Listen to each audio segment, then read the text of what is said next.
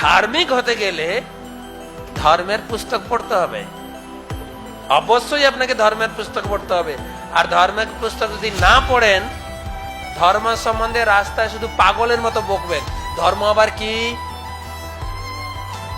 আমি খেটে খাই, ভগবান কি আমাকে খাওয়ায় নাকি? সব ধর্ম সমান। এই সব ধর্ম সমান কেবল হিন্দু লোকেরা বলে, অন্য ধর্মের লোকেরা বলে না। অন্য ধর্মের লোকেরা নিজের ধর্মকে বেশি প্রাধান্য দেয়।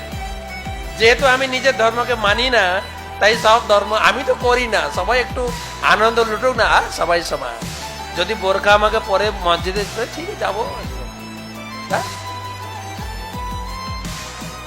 হিন্দু ধর্ম সম্বন্ধে কি জানি আমরা?